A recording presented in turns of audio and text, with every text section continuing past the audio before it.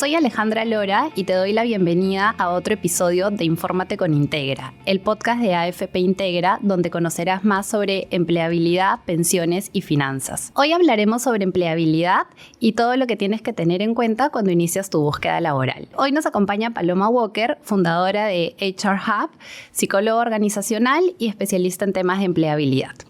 Paloma, ¿qué tal? ¿Cómo estás? ¿Cómo estás, Ale? Un gusto estar aquí nuevamente y con un formato nuevo, ¿no? Que vendría a ser el podcast. Bueno, hoy hay mucha información sobre cómo empezar una búsqueda laboral, cómo hacer tu CV más atractivo. Las redes sociales te dan muchas recomendaciones. ¿Qué opinión tienes tú al respecto sobre ello? Sí, de hecho, en redes sociales hay bastante información. Desde la pandemia, más personas salieron a crear contenido sobre herramientas y estrategias de empleabilidad y me parece súper bueno, pero claro, a veces confunde que haya tanta información en el mercado. Entonces, lo primero que hay que saber cuando estamos en búsqueda de nuevas oportunidades siempre es conocernos, así suena obvio. Es importante que hagamos una lista sobre cuáles son nuestras principales destrezas, en qué tenemos que mejorar todavía, y a veces podemos ir en búsqueda de personas con quien hayamos trabajado para poder obtener insights sobre en qué somos buenos, en qué es lo que tenemos que trabajar y qué es lo que nos gusta, porque si no hay vocación va a ser muy difícil que mantengas cierta motivación por los primeros 6 meses en el caso hagas un cambio.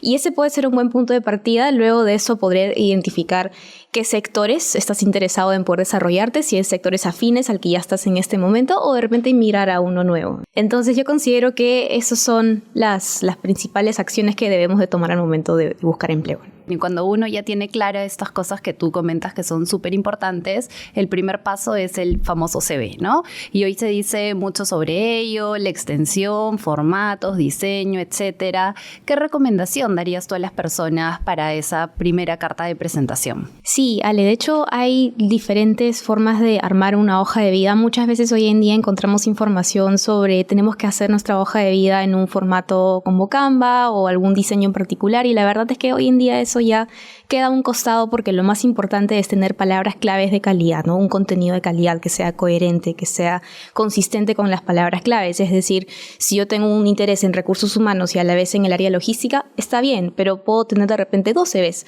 Uno que sea orientado al primer área, el otro al segundo, y poder enviar hojas de vida en función a cada área o convocatoria que yo vea. Y bueno, y justamente sobre eso, Paloma, hay muchos que no tienen interés en una única cosa, sino en diversidad de áreas, como bien ponías tú el ejemplo. Ahí, ¿cuál es la recomendación? ¿Manejar un CV para recursos humanos, por ejemplo, y otro totalmente diferente si es operaciones? ¿Qué debe considerar una persona cuando maneja más de una hoja de vida? Sí, de hecho, hoy en día vemos a diferentes talentos que son como multifacéticos, que les gusta desarrollar diferentes tipos de cosas, y está bien porque eso hace que tú desarrolles diferentes habilidades que se pueden trasladar a diferentes tipos de puestos, ¿no? Entonces lo que se recomienda es tener una hoja de vida con palabras claves relacionadas a recursos humanos. No vas a cambiar tu experiencia porque eso ya está, no se puede cambiar, pero lo que sí se puede cambiar es quizás armar o redactar algunas responsabilidades con palabras claves que sean más transferibles al área de logística, si es que has trabajado en RH, ¿no? Entonces, por ejemplo, si es que en RH hacemos gestión o coordinación con clientes internos, cuando tenemos que entregar una terna, si yo trabajo en selección de personal, o si trabajo en el área de clima, tengo que conversar con las personas de diferentes áreas para poder aplicar algunas pruebas o encuestas de satisfacción. Entonces, eso se puede trasladar a logística. ¿De qué manera? Que en esa área también vas a tener que negociar con proveedores, vas a tener que entablar relaciones con otras personas. Entonces, ¿cuál es el patrón o habilidad que se repite? La comunicación o relaciones interpersonales. Entonces, eso es un ejemplo que nos podemos llevar para poder colocar en nuestra hoja de vida y hacer que se vea mucho más atractivo para potenciales empleadores. Y hablando nuevamente del formato, diseño y todo ello, ¿qué tanto se debe ajustar esto al tipo de posición que vas a postular, ¿no? Por ejemplo, si vas a ir a diseño, tiene que tener alguna particularidad versus si vas a ir a alguna otra área. ¿Qué nos puedes contar? De hecho, los diseños sí son importantes, sobre todo si es que nos vamos a una rama creativa, por ejemplo, el área de marketing, o de repente sabemos gestionar redes sociales y tenemos un portafolio que queremos que este potencial empleador revise. Entonces, yo puedo tener un CV un poco más atractivo a nivel de colores, juego con una gama de colores, utilizar estas plataformas creativas para hacerlo, porque eso es lo que va a llamar más la atención para los especialistas que trabajan en esa área. Pero si de repente estoy apuntando a una posición de operaciones, supply chain, área contable, finanzas, no es necesario tener un formato tan creativo porque esas no son las habilidades que van a pedir. Se puede utilizar un formato mucho más sobrio y un formato tradicional, estilo Harvard como lo llaman hoy en día, que en realidad se centra en palabras claves, cuáles son tus intereses, un breve resumen sobre tu perfil profesional, cuáles son tus principales conocimientos y cómo crees que puedes generar valor a ese negocio que quieres ir, ¿no? Entonces, lo más importante es entender cuál es la necesidad de cada área.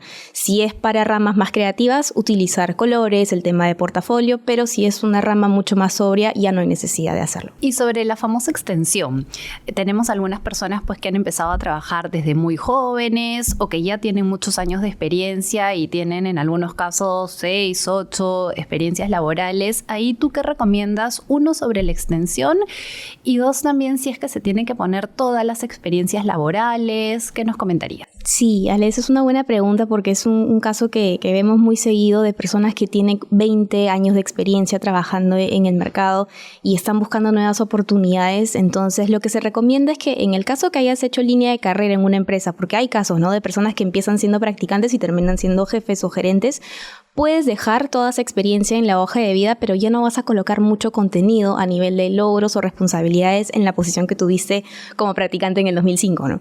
Entonces puedes dejar solamente el nombre de la posición y periodo para que vayan viendo ese proceso evolutivo, más no para ver qué tan relevante ha sido esa experiencia como tal.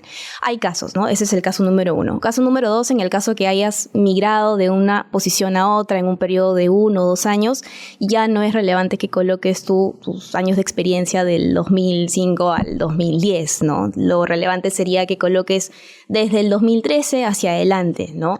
O lo que sea más relevante en función a la posición a la cual estás postulando. Entonces, en función a la extensión, o sea, las hojas en la hoja de vida, si es que tenemos una posición o experiencia junior, máximo 1 hoja y media, si es que ya tenemos una posición de analista senior, y si es que ya tenemos una posición como especialista, jefatura, posición gerencial, 2 hojas, diría que es lo recomendado. Pero no tengamos miedo a tener un poquito más de 1 hoja, porque muchas personas o chicos vienen y me dicen, Pablo, tengo un poco más de 1 hoja, me van a descartar. Eso no va a pasar, pero es lo ideal por un tema de orden. Mientras nos ibas contando sobre la extensión del CV, tocaste 2 temas muy importantes: tareas y logros, ¿no? Las principales responsabilidades y logros.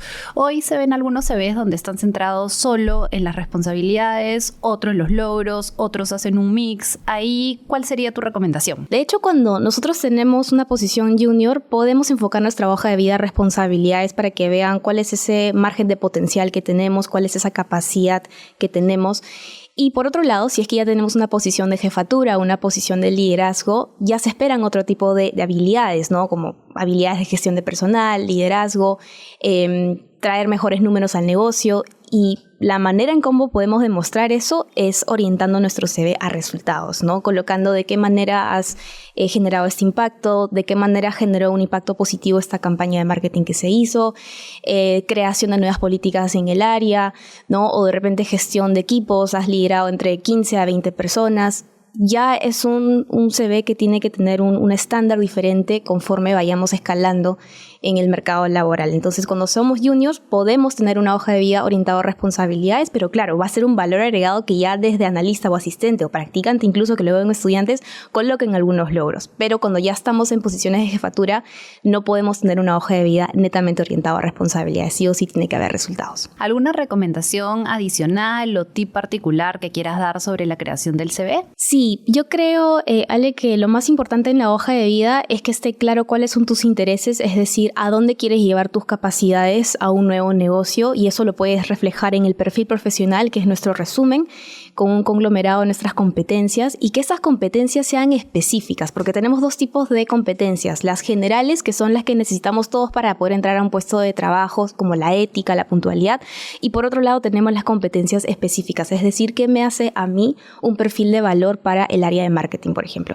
Que sea una persona con un pensamiento estratégico, que sea creativa, que tenga un buen nivel de comunicación. Entonces ya describe un perfil marketero, por lo tanto explota esas competencias en tu hoja de vida desde las responsabilidades habilidades que has ejecutado, estudios y certificaciones, por ejemplo. Eso es lo más importante porque en realidad hay mucha competencia hoy en día, ¿no? A convocatorias llegan entre 100 a 200 postulantes y no solamente por una fuente, ¿no? Porque las empresas publican por LinkedIn, pero también publican por Boomerang o por el portal de la empresa. Entonces tenemos mucha competencia, más aún si aplicamos a posiciones que aceptan personas no solo de administración, sino también de negocios, de marketing, psicología, contabilidad. Entonces nuestra competencia se va ampliando.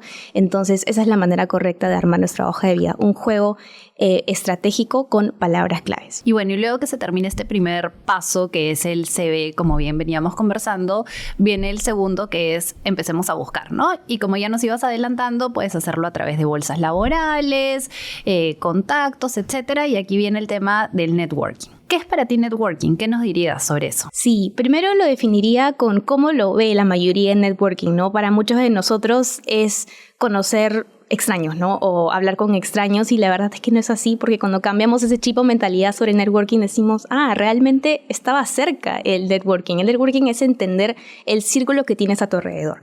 Así como en LinkedIn, que seguramente has visto que tenemos contactos de primer, segundo, tercer grado, en la vida real es lo mismo. Tus contactos de primer grado son tus amigos, ex jefes, ex profesores, ¿no? Contactos cercanos. Los segundo grados son las personas que son amigos o contactos de esas personas de primer grado. Entonces es entender quién es parte de ese círculo y poder identificar, ok, esta persona trabaja en esta área, lo conozco ya hace bastante tiempo, quizás me pueda ayudar a acercarme a algún proceso de selección para este tipo de convocatoria que acabo de ver, ¿no? Entonces, es entender qué roles puede tener cada una de las personas que están dentro de nuestra red. Entonces, para algunos chicos puede ser bien difícil poder establecer una red de contactos, pero muchas personas piensan, tengo que ir a eventos, tengo que conocer gente nueva, y a veces están ahí contigo y no te das cuenta, ¿no? Entonces, es estudiar quiénes son parte de ese círculo y saber elegirlos, ¿no? Como dice la frase, dime con quién andas y te diré quién eres. Entonces, es saber elegir y identificar quién es parte de ese círculo. Y muchas veces uno, cuando identifica este círculo, encuentra esas oportunidades para seguir desarrollando, potenciando este networking. Entonces ahí, ¿cuáles dirías tú que son esos espacios para seguir desarrollándolo, potenciándolo, y no solo dónde, sino también cómo? Mira, de hecho, desde la universidad hay muchas formas de poder hacer red de contactos. Por ejemplo, hoy las universidades tienen centros de empleabilidad, ¿no? Entonces, muchas de ellas tienen, si es que aún eres estudiante, que es la etapa más importante donde tienes que empezar a construir contactos, ahí puedes meterte a círculos de investigación, círculos para poder encaminar algún proyecto. De repente puedes volverte miembro de algún grupo en particular sobre alguna carrera, o de repente algún arte. Las universidades no solamente tienen las carreras, sino también tienen danzas, tienen diferentes tipos de deporte o arte en los cuales yo puedo entrar y conocer gente de ese tipo de ámbito. Entonces, una vez que nosotros vayamos conociendo personas de diferentes círculos, vas extrayendo qué persona podría ser parte de esa red, y poco a poco ir generando más oportunidades. Muchas veces decimos, pero es que no conozco eventos de networking, o necesito contactos para poder ir a ese tipo de programas, y no es así. A veces tenemos los recursos ahí y no los vemos. Entonces, esa es una forma en la universidad. Y cuando ya estamos trabajando, si sentimos que hemos agotado nuestros recursos buscando personas dentro del trabajo, siempre recomiendo que hagamos cosas fuera del trabajo, ¿no? Hobbies, dedícate al deporte, arte, métete quizás a algún curso de cerámica, o de repente haces natación, o de repente haces música. Conoces gente en esa industria que finalmente tú puedes conectar con ellos. Entonces, esa es la forma de hacer una red de contactos de forma correcta, y luego utilizarlo a tu favor, fidelizando con ellos, hablando con ellos de diferentes temas que no necesariamente sean primero del trabajo, sino de intereses en común, pasiones, porque esa es la forma en la cual uno genera amistades y lazos hoy en día. Y una vez hayamos abordado esa parte, ya podemos luego tener otro tipo de conversaciones a nivel laboral, y ahí pueden salir grandes oportunidades. Así que yo vería esa forma para poder hacer más grande nuestro círculo. Y cerrando el tema de networking, ¿alguna recomendación adicional que le puedas dar a las personas? Sí, de hecho, quiero contar justo una anécdota de cómo conocí a una persona que finalmente terminó siendo un contacto, ¿no? Como para que lo puedan tomar como referencia en el caso se les haga muy complicado conseguir estos contactos. Yo hace 2 años aproximadamente daba clases de inglés a través del mismo canal que tengo de empleabilidad en Instagram. Entonces, ¿esto por qué? Porque notaba que había una oportunidad de mejora en los chicos que querían obtener nuevas oportunidades y mejores, pero el inglés los limitaba, ¿no? Entonces decidí hacer este curso de conversación y se me acerca una persona y me dice, estoy interesado. Empezamos a llevar clases de conversación y claro, como en esas clases no solemos abordar temas netamente laborales, empezamos a hablar de temas personales, intereses en común, qué nos gusta hacer en los tiempos libres, y esos temas nos ayudaron a conectar muchísimo. Entonces, luego de ello, empezamos a discutir sobre temas laborales y él me decía, quiero que me cuentes un poco más a nivel laboral, qué es lo que haces en tu día a día, ¿no? Con qué personas o con qué empresas trabajas, ¿no? Le comenté y me dijo, me parece súper interesante, yo también tengo una empresa, ¿qué te parece si hacemos como una especie de alianza? De hecho, yo trabajo con esta compañía, es un cliente grande, yo te lo puedo... de hecho te puedo pasar el contacto para que puedas trabajar con ellos, es una oportunidad grande para ti y también me gustaría que en el caso que yo tenga a personal que ya no va a ser parte de la compañía y vamos a tener que desvincularlos, me gustaría que tú les des un programa de empleabilidad. Entonces de esa manera generamos una alianza.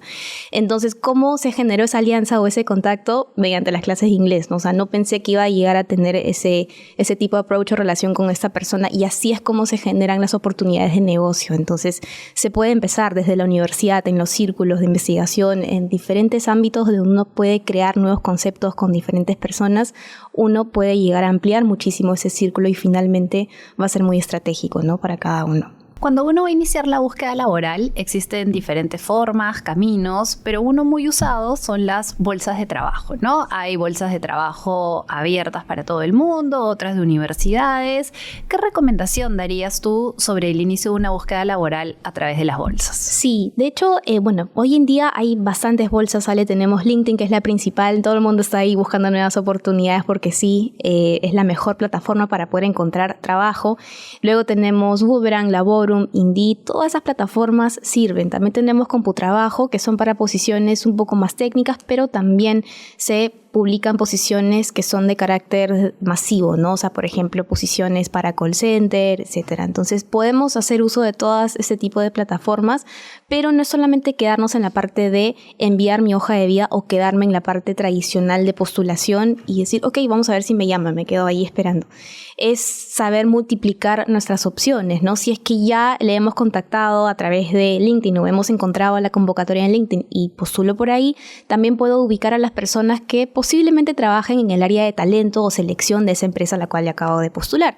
O de repente no encuentro las personas de talento, que puede pasar, que no creo, pero hay la posibilidad. Ubicamos a las personas del área a la cual yo he postulado. Si es de finanzas, busco quién está trabajando en finanzas corporativas, planeamiento financiero en esta compañía. Entonces, de esa forma podemos encontrar a algunas personas, agregarlos a nuestra red y ver si también ellos han publicado por su cuenta la convocatoria y también postular por ese medio. Hablarles, mandarles un mensaje por LinkedIn, enviarles nuestra hoja de vida. Esto también es una forma de hacernos más visibles, porque como te había comentado anteriormente, cada una de estas convocatorias puede tener 100, 200, algunos 300 postulantes y hay muy pocos chances a que nos vean siempre en esa única fuente a la cual nosotros postulamos. Entonces hay que saber diversificar y utilizar nuestros recursos. No se ve mal que le escribamos a una persona en LinkedIn porque queremos trabajar ahí. Por lo contrario, es iniciativa porque quiero ser parte de ese equipo y yo te estoy demostrando mucho más proactividad e interés a comparación del otro candidato que solamente se quedó en la postulación tradicional. Entonces, mi recomendación es que se atrevan también a saber utilizar sus recursos y obviamente manejar su red de contactos, que lo acabamos de hablar, ¿no? Que es la red de contactos tradicional. Saber cómo moverlo, saber cómo... ¿Quién de estas personas puede trabajar en un sector parecido? Quizás no trabaja en la misma empresa, pero trabaja en el mismo sector. Le voy a preguntar si conoce a alguien que trabaje aquí. De esa manera, no va a llegar solo, no es de un milagro que la gente te va a escribir y te va a decir, oye, ahí está convocatoria, te refiero. Tú tienes que ir a buscar eso. Y una vez que tú ya veas que hay gente que te dice, oye, ahí está convocatoria, te refiero, es porque tú ya meses antes o años antes has hecho un buen trabajo fidelizando tu red de contactos. Entonces, a eso es lo que tenemos que llegar, ¿no?